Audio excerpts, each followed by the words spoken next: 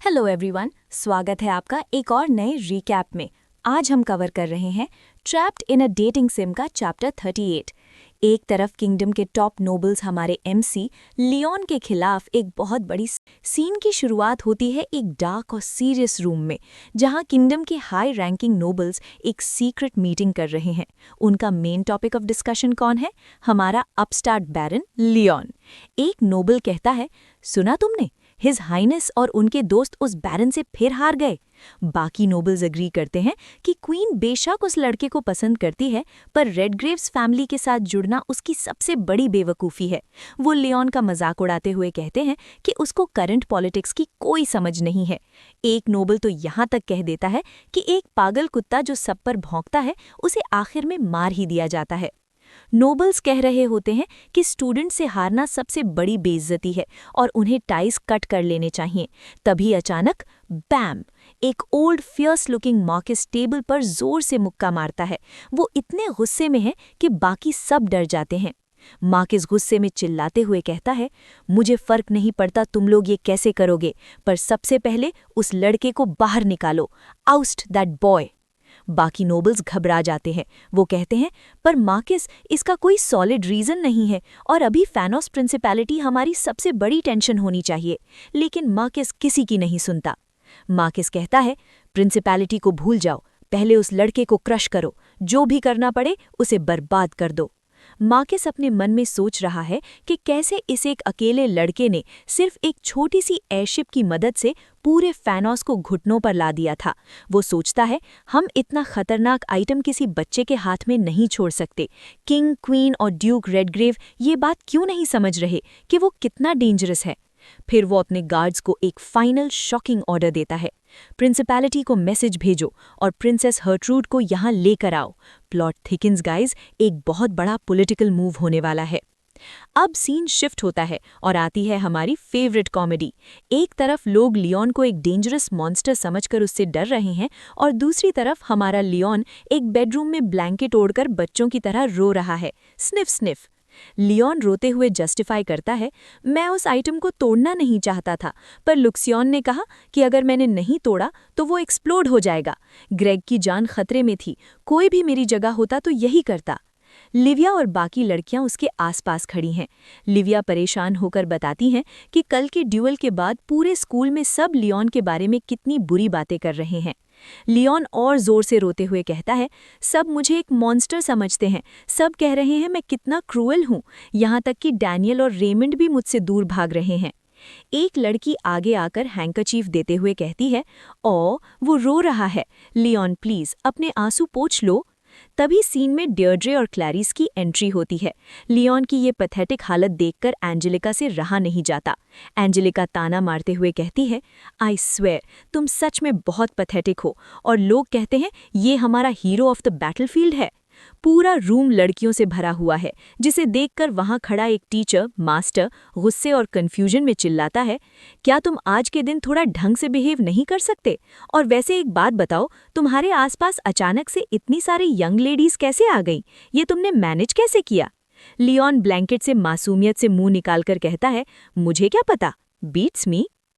Leone की mom जोला इतनी सारी नोबल लड़कियों को देखकर काफी कंफ्यूज्ड हैं। वो डियर्ड्रे से पूछती हैं कि वो उसके बेटे को कैसे जानती हैं। डियर्ड्रे एकदम ड्रामेटिक और फ्लर्टी वे में ब्लश करते हुए कहती है, वो पहला आदमी था जिसने मुझे डांटा था। ये सुनकर लियोन की मॉम अजीब सा मुंह बनाती हैं और धीरे से पीछे हटने लगती हैं। लियोन अपने आंसू पोंछते हुए अचानक पूछता है, वैसे एक बात बताओ, मुझे इन फॉर्मल कपड़ों में क्यों पहनाया गया है? ये तो सिर्फ एक सिंपल सी मेडल सेरेमनी है और तुम सब ने तो स्कूल यूनिफॉर्म पहनी हुई है, यहाँ तक कि मेरी मॉम ने भी रेगुलर ड्रेस पहनी है। मास्टर उसे घूरकर कहता है, लगता है तुमने ध्यान से नहीं सुना। और एंजी ठंडी आह भरते हुए कहती है, हाँ मुझे लगा ही था। एंजी आगे आती है और लियोन को रियलिटी चेक देती है। लियोन कहता है कि ब्लैक नाइट को तो क्रिस ने हराया था, पर एंजी उसकी बात काट देती है। एंजी सीरियसली कहती है, हाँ तुम्हारे अकॉर्डिंग क्रिस ने हराया होगा, पर स्कूल ट्रिप पर सबकी जान तुमने बचाई थी लियोन। तुमने प्रिंसेस हर्ट्रूड को कैप्चर किया, तुमने उनके state of the art airships और आर्मर्स पर कब्जा किया और लिविया को बचाने के लिए तुम अकेले निकल गए थे। लिविया भी ऐड करती है कि क्रिस आज का हीरो जरूर है, पर लियोन भी किसी हीरो से कम नहीं, इसीलिए दोनों को मेडल्स ऑफ ऑनर मिल रहे हैं। लियोन अभी भी शॉक में कहता है, हाँ, सिर्फ इसके लिए? वॉइस ओवर, तभी बाकी लड़कियां उस पर और बॉम्ब्स गिरती हैं। क्लैरिस आगे आकर बताती है कि ग्रेग और ब्रैड की फैमिलीज ने उसके सपोर्ट में लेटर्स लिखे हैं और उसकी फैमिली भी यही कर रही है। डियर्ड्रे प्राइड से कहती है, रोजब्लेड फैमिली भी तुम्हारे पीछे खड़ी है। अगर तुम सिर्फ बातें बनाने वाले होते तो मैं तुम्हें क्रश कर देती, पर तुमने अपना वादा पूरा किया और साबित कर दिया कि तुम एक ट्रू नाइट हो। और अब आता है इस चैप्टर का सबसे बड़ा और हिलेरियस ट्विस्ट। जिस बात के लिए बाकी लोग खुशी से पागल हो जाते, वो सुनकर लियोन की रूह कांप उठती है। लिविया बहुत खुश होकर कहती है, कैपिटल में हर जगह बातें हो रही हैं कि तुम एक हीरो हो, तुम कितने अमेजिंग हो लियोन, और आज से तुम एक लोअर फोर्थ रैंक और एक वाइस काउंट हो। बूम! लियोन की आंखें बाहर आने को हो जाती हैं। उसका पीसफुल मॉब कैरेक्टर बनने का सपना टूट चुका था। लियोन ब्लैंकेट ओढ़े जोर से चिल्लाता है, वाइस काउंट? हीरो? मैं? मुझे ये सब बिल्कुल पसंद नहीं है। I hate it. लियोन का मेंटल ब्रेकडाउन देखकर वहां खड़े मास्टर और क्लैरिस फ्रस्ट्रेटेड हो जाते हैं। मास्टर कहता है, इस लड़के ने हमेशा सबकी मदद की है, और क्लैरिस कंप्लेन करती है कि जिस वाइसकाउंट के बेटे के लिए वो और उसकी दोस्त लड़ रही थी, उसने उन दोनों को रिजेक्ट कर दिया। पर हमारा लियोन क्या, वो तो टोटली डिसोसिएट हो चुका है। रियलिटी इतनी हाश है कि उसने अपने दिमाग में एक अलग ही पीसफुल दुनिया बना ली है। वो सोचता है कि मास्टर उसे चाय बनाना सिखाएंगे और वो एकेडमी में दोस्तों के साथ मजे करेगा। आखिर में लियोन एक फेक डेड इनसाइड वाली स्माइल के साथ खुद को तसल्ली देते हुए कहता है, ओह, मैं समझ गया, ये सब बस एक सपना है, दिस इज अ ड्रीम। तो दोस्तों, ये था एक दमेदार और हिलेरियस चैप्टर। एक तरफ नोबल्स उसे बर्बाद करने की प्लानिंग कर रहे हैं और यहाँ लियोन को प्रमोशन मिलने का रोना आ रहा है। आपको क्या लगता है, प्रिंसेस हर्ट्रूड के आने से अब स्टोरी में क्या नया ट्विस्ट आएगा? कमेंट्स में ज़रूर बताना। अगर वीडियो पसंद आई तो लाइक और सब्सक्राइब ठोको। मिलते हैं नेक्स्ट वीडियो में, तब तक के लिए सायोनारा। पिछले सीन में हमने देखा कि लियोन सदमे में चला गया था। अब देखते हैं उसके दिमाग के अंदर आखिर चल क्या रहा है। उसने एक पूरी अलग ही फैंटेसी दुनिया बना ली है। लियोन अपने ख्यालों में खोया हुआ सोचता है, मैं एक बोरिंग पर काइंड लड़की से प्यार करूंगा और उसे बचाऊंगा, जिसके पास बिग बूब्स होंगे। ग्रेजुएशन के बाद हम शादी करेंगे और हॉट स्प्रिंग्स, जापानीज फूड और बूब्स के साथ एक हैप्पी लाइफ जिएंगे। तभी लियोन के डैड बाल्किस उसकी डे ड्रीमिंग तोड़ देते हैं, पर लियोन अभी भी शॉक में है। लियोन ब्लैंक फेस बनाकर कहता है, विस्काउंट? वो कौन है? तुमने गलत इंसान को पकड़ा है। और तुम लोग बूब्स से शादी करने के बारे में क्या बात कर रहे थे? लियोन के डैड बाल्किस कॉन्फिडेंटली बीच में कूदते हुए कहते हैं, कम ऑन लियोन, असली चीज तो बट होती है। The but is what matters. तुम्हें अपनी मॉम की तरह किसी ऐसी लड़की को ढूंढना चाहिए जिसका राउंड बट हो। डैड की ये बेशर्मी वाली बात सुनकर लियोन की मॉम का गुस्सा फूट पड़ता है और वो डैड को जोर से एक थप्पड़ जड़ देती हैं। लियोन की मॉम चिल्लाती हैं, हनी! लियोन के डैड रोते हुए कहते हैं, आओ, save it for when we are alone. वहां खड़ी बाकी लड़कियां ये सब अजीब हरकतें देख रही होती हैं। क्लैरिस कैजुअली प्रपोज करती है, ओह, तो तुम्हारे पास एक हॉट स्प्रिंग है, साउंड्स नाइस। और वहीं एक दूसरी लड़की इनके पेरेंट्स का रोमांस देखकर ईयू बोलती है। अब सीन थोड़ा सीरियस, शो ऑफ वाले मोड में आता है।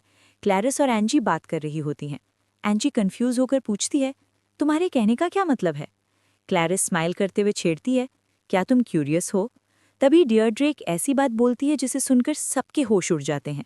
डियर्ड्रे प्राउडली अनाउंस करती है, मैंने एक फ्लोटिंग आइलैंड खरीदा है। एंजी शॉक में कहती है, हाँ, पर एक पूरा आइलैंड खरीदना? डियर्ड्रे अपना पैसा फ्लेक्स करते हुए कहती है, रोजब्लेड फैमिली के पास इसके लिए काफ़ी बड़ी फॉर्च्यून है। पर एंजी भी कहाँ पीछे हटने वाली थी।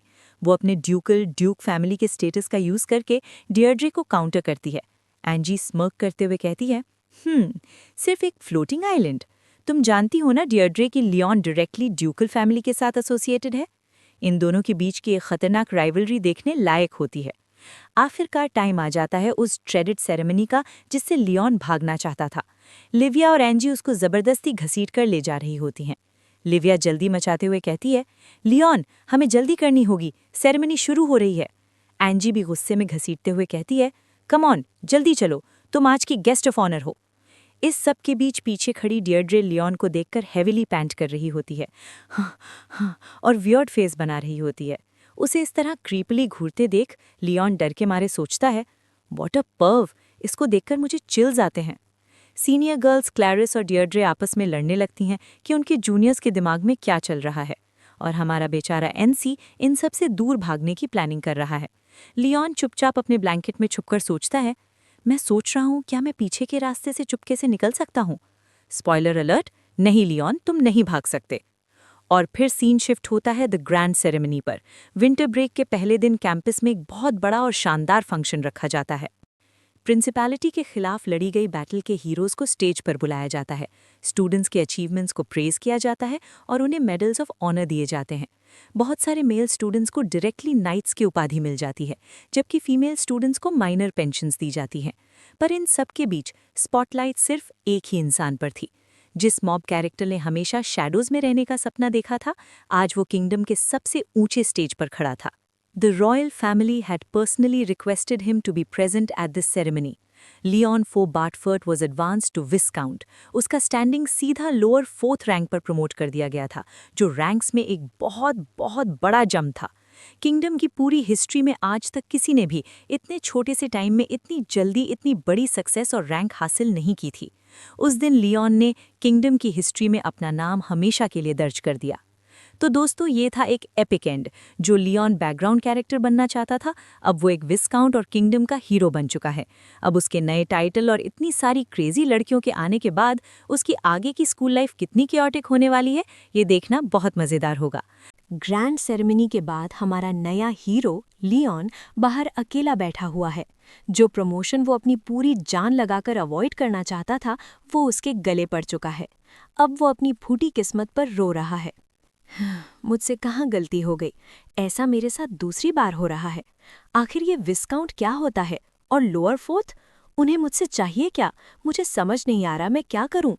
इस इमोशनल मोमेंट में उसका एआई पार्टनर लक्ष्यन मजे लेने से पीछे नहीं हटता। आपकी सारी प्लानिंग और मैनूवरिंग उल्टे तरीके से बुरी तरह फेल हो चुकी है। Your manoeuvring has backfired in truly spectacular fashion. तब भी अचानक कोई लियोन को पीछे से आवाज़ लगाता है, लियोन। लियोन पीछे मुड़कर देखता है और घबरा जाता है। वो लिविया थी। लिविया। लिविया थोड़ा पास आकर प्यारी सी स्माइल के साथ कहती है, लियोन, तुम मुझे अकेले मिलने से अवॉइड कर रहे हो ना? हो सकता है मेरी बातों से तुम्हें परेशानी हुई हो, पर लिविया पूरे इमोशंस के साथ कहती है, उस वक्त मैंने जो भी कहा था उसमें से कुछ भी झूठ नहीं था। Nothing I said back then was a lie. ये सुनकर लियोन का चेहरा पूरा लाल हो जाता है। वो शर्माते हुए और अपना चेहरा छुपाते हुए कहता है, ये कोई परेशानी, न्यूसेंस की बात नहीं है, मुझे बस समझ नहीं आ रहा कि मैं अब क्या करूं। और इस स्वीट रोमांटिक मोमेंट को खराब करने के लिए हमारा सैविज फ्लोटिंग बॉल लक्ष्यन वापस बोल पड़ता है। कितना पथेटिक मास्टर है। लियोन गुस्से में ब्लश करते हुए चिल्लाता है, चुप कर वरना मैं तुझे तोड़ दूंगा। इनकी बहस के बीच अचानक लिविया आगे बढ़ती है और प्यार से लियोन का हाथ पकड़ लेती है। लिविया लियोन का हाथ पकड़कर उसकी आंखों में देखती है। उसकी आंखें सच्चे प्यार से भरी हैं। लिविया ब्लश करते हुए कहती है, कभी फुर्सत में मुझे अपना जवाब ज़रूर सुनाना, मैं तुम्हारा इंतज़ार करूंगी। आई बी वेटिंग। लियोन सॉफ्टली और अमेज्ड होकर कहता है, लिविया। दोनों एक दूसरे का हाथ पकड़े देखते रहते हैं। फिर लिविया एक प्यारी सी स्माइल देकर एटमॉस्फेयर को हल्का करती है। लिविया कहती है, चलो अब चलते हैं, सब लोग हमारा वेट कर रहे हैं। लियोन चुपचाप हामी भरता है, ओके। तो भाइयों और बहनों, फाइनली शिप सेल हो चुकी है। लिविया ने सीधे शब्दों में अपने फीलिंग्स ओपनली रख दिए हैं। पर अब देखना यह है कि क्या हमारा डेंस एमसी इसको जल्दी एक्सेप्ट करेगा या नहीं। अब सीन ट्रांजिशन होता है एक बहुत ही मैसिव और लग्जूरियस कैसल पर। ये कोई रैंडम पैलेस नहीं, बल्कि लियोन की फैमिली का नया मैनर है। सभी लोग शौक और खुशी में एक साथ चिल्लाते हैं, ओह! लियोन अपने इस नए और शानदार घर को देखकर थोड़ा इमोशनल हो जाता है और सोचता है, ग्रेजुएशन के बाद इस तरह घर आना मैं बहुत मिस करूंगा। पर घर का माहौल ज्यादा देर शांत कहाँ रहने वाला था। उसकी स्टेप मॉम जोला अपनी आदत के अनुसार कंप्लेन करना शुरू कर देती है, हे, यहाँ मियाल के लिए एक रूम जरूर होना चाहिए। हर किसी का एक प्राइवेट रूम होना कस्टमरी है। तुमने रेनोवेशन के टाइम मुझसे कंसल्ट क्यों नहीं किया? लियोन के डैड शांति से और थोड़े मजे लेते हुए कहते हैं, हाँ, श्योर, वो बाकी सर्वेंट्स के साथ जाकर सो जाएगा। जोला के गुस्से को इग्नोर करते हुए लियोन के डैड बाकी फैमिली अपने फादर और लियोन की तरफ मुड़ते हैं। डैड हैप्पीली और प्राउडली कहते हैं, ये नया मैनर बहुत अमेजिंग लग रहा है डैड। आजकल हमारे पास पहले से बहुत ज़्यादा गेस्ट्स आते हैं और ये सब उस पैसे की वजह से है जो तुम लगातार हमें भेजते रहते हो लियोन। तो दोस्तों, चैप्टर 38 यानी एपिसोड 2 का सफ़र यहीं पर पूरा होता है। एक तरफ लियोन और लिविया के बीच का रिश्ता एक नई रोमांटिक लेवल पर पहुंच गया है और दूसरी तरफ लियोन ने अकेले अपने दम पर अपनी फैमिली की किस्मत बदल दी है, गरीबी से सीधा लग्जूरियस मैनर तक। पर आगे स्टोरी में आने वाला है बहुत बड़ा तूफान, क्योंकि प्रिंसेस हर्ट्रूड अभी सीन में आने वाली है। आगे क्या नए ड्रामे और चैलेंजेस आएंगे हमारे नए विस्काउंट की लाइफ में, जानने के लिए बने रहिए हमारे चैनल के साथ। अगर वीडियो में मज़ा आया तो दबा के लाइक ठोकना और सब्सक्राइब किए बिना मत जाना। मिलते हैं अगले नए चैप्टर की रीकैप में। तब तक के लिए सायोनारा।